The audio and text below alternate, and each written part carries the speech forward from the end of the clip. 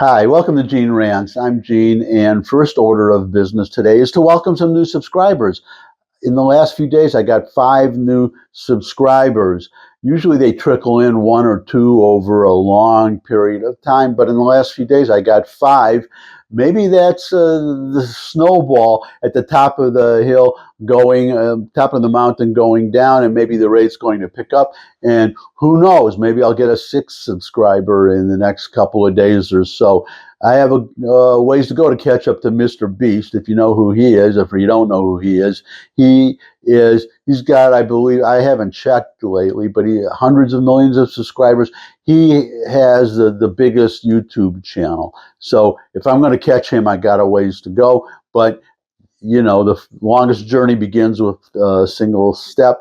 So little by little, and we'll get there sooner or later together, all of you and I. So now, today's subject, I'm recording this the day before you're seeing it. So as I'm recording this is day 21 of the government shutdown, or as I call it, and so many call it, the SCHUMER shutdown, because that's really what it's about. There was these no kings rallies that occurred over the weekend, and it wasn't just in the United States, by the way, it was around the world. So there was a little problem in countries like England, where they have a king, and the Brits like their king, love their king, so no king's rally is not going to go over too well there, so they had to change the name.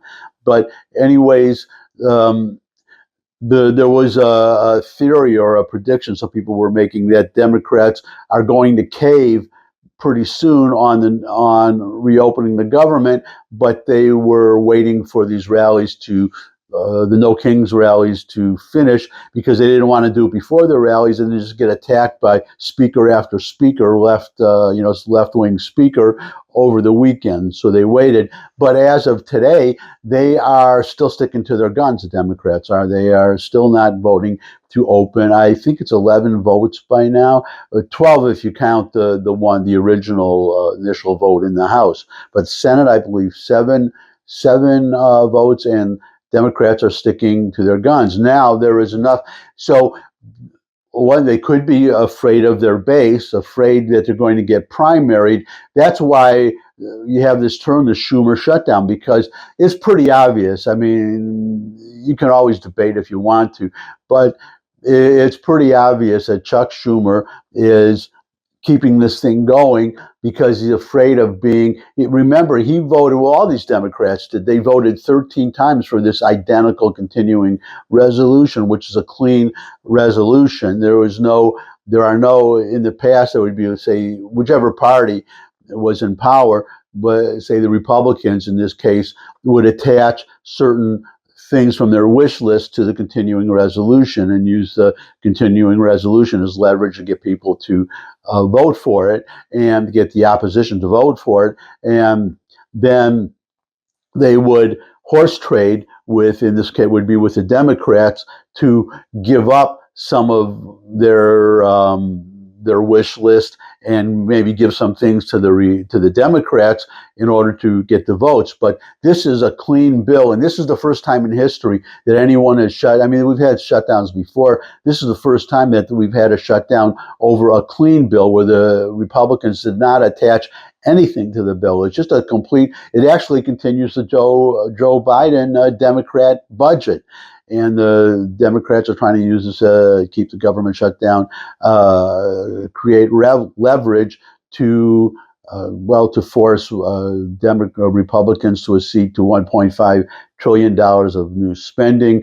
I don't want to get off on that track. The point is that after 21 days, we are now at a point where we can start to assess who is being hurt the most, or who is being hurt more by this shutdown, the Republicans or the Democrats.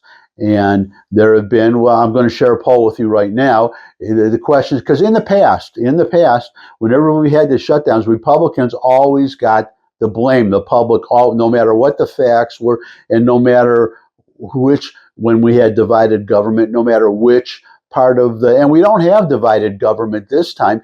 The Republicans control the House, the Senate, and the White House, but 60 votes are needed some Democrat votes are needed in the Senate.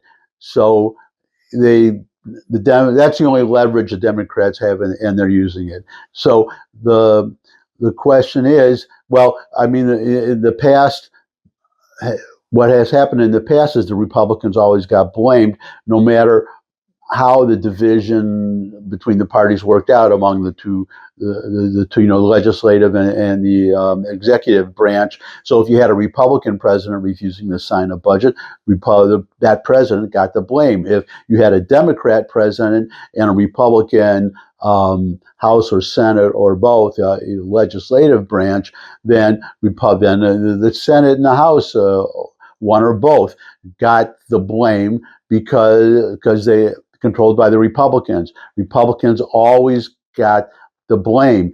So the question is history, should the past show, I mean, the past practice would seem to indicate that the Republicans have, even though I believe they're right, and the facts, I think, show that they're right. But the question is, what is the public going to? Because you have a biased press that always blames the Republicans, and the Democrats, the public has always seemed to go along with it. So what is the state of play right now? Should the Republicans really start to worry, or is history not being followed this time, and should the Democrats worry? Well, Harry Enton, he's a pollster / commentator, I think. I mean, there are CNN polls, and I think he sometimes cites other polls, but he's commenting on a poll. I'm going to show you a video right now, recent poll on this very issue of who is getting blamed. How is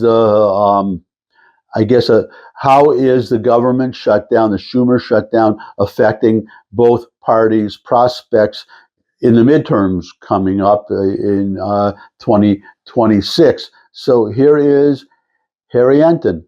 That's exactly right. Turns out shutdowns are different the second time around when it comes to Donald Trump. Take a look here. You know, we speak about Donald Trump shutdowns, net approval rating. We're talking 20 days into it. In 2018/2019, Donald Trump's net approval rating was already falling. The shutdown was eating into his popular support. It was down 3 points already at this particular point and would fall considerably more. It was very much on the decline. You come over to this side of the screen. This shutdown hasn't eaten into Donald Trump's support at all. His net approval rating is actually up a point in terms of his popular support. So the bottom line is this: the first shutdown during Trump's first term, 2018-2019, was hurting Donald Trump. This one is not hurting him at all. There's no real reason Donald Trump might say, at least when it comes to popular support, I want to get out of this shutdown. What about the question of blame? Yeah, okay, what about the question of blame? Okay, you see Donald Trump's net approval rating was down 2018 to 2019. You talk about 2025 as net approval rating is up. It comes down to the blame game, a game I loved to play when I was younger. Blame Trump for the shutdown a great deal. In 2018/2019, 61%, more than 3 in 5 Americans, blame Trump a great deal for that particular shutdown. You come over to this side of the screen, look at this. It's a different world. It's a different world. 48% of Americans blame Trump a great deal for this particular shutdown. So it's more than 3 in 5 back in 2018/2019. It's less than half, a drop of 13 points. Again, it's no real wonder that Donald Trump at this point, looking at the shutdown, says, you know what, it's not actually harming me politically, in large part because he's getting less of the blame. And he's doing things differently during this shutdown. Yes, exactly right. You know, we talk about Donald Trump and you say, okay, he wants to be a consequential, influential president. Well, if the legislative process is basically freezed up, you know, on Capitol Hill, you may say, well, then he can't actually get legislation through. But that's not how Trump is governing in this term. We've spoken about this over and over and over again. He's using his pen. He's using executive orders. Trump executive orders at this point of presidency. In 2017, it was just 50. Look at this. Already 210 executive orders signed by Donald Trump during this presidency. That is the most in a year. You have to go all the way back since Franklin Delano Roosevelt to find a president who signed more executive orders in a year than Donald Trump has already signed this time around. And remember, John Berman, we still have 2 months to go in this year, so it wouldn't be surprising to me if he signs even more. Yeah, it seems to be saying, Congress, you don't want to do something? I'll do it. I'll do it. Harriet, thank you very much. Based on what you just saw, obviously it is the Democrats who should worry. In fact, I would say that unless the Republicans cave first, the Democrats are going to have to cave sooner or later. Either that or they're going to pay a terrible political price. But as you can see, the main thing is Donald Trump. Remember, he is not just it's not just a case as in the past of furloughed workers who they're not coming into work, they're not getting their paychecks, but eventually the government reopens, they come back to work and they get all their back pay. Trump, for the first time in my memory, as far as I know, correct me if I'm wrong, he is eliminating entire departments, thousands of jobs. And so, as you just saw in that poll, not only he hasn't been hurt, not only has his approval rating not gone down, it's actually gone up, albeit only by 1 point. And there's always a margin of error in these polls that should exceed 1 point. But if you're the president, you're really not being hurt. Trump is not being hurt by this. There's no reason for him to stop doing what he's doing. He should continue eliminating entire departments and just say, Democrat, just keep announcing, I'm eliminating these jobs, these jobs, these jobs, these days. And as he said, he's targeting Democrat jobs. Now there is, in case you didn't know, there is a court case. Another one of these things, a union or some liberals bring a case to a Biden or Obama or even Clinton appointed judge. And in this case, it's I believe a Biden appointed judge, and put a temporary restraining order telling Trump that you can't fire the people that you're firing, even though he can. The Constitution, he is the executive, he has executive power. So it's going to get kicked up to the Supreme Court, and then he'll get a ruling in his favor, and this will just continue. But I just wanted to keep everybody up to date. That's that poll. If there's another poll that shows things turning around, then of course I'll share that too, because I always share whether the news is whoever's ox gets gored. That's I just report. I report, just like Fox used to say. Haven't heard that slogan in a while, but I report. You decide, and sometimes I report and I decide, or I decide let you know what I decided. But you can disagree with me in the comments section below the video. Comment section, where love to have your comments, pro or con. If you could subscribe, add to the 5 subscribers I just got, that would really be good. Oh, that's it for today. If you haven't figured that out now, that's it for today. So your comments welcome below the video. Subscribe. Share this video with anyone you think would benefit from it. But most of all, come back and see me again. I would love to see all of you again. And until I do see all of you again, bye.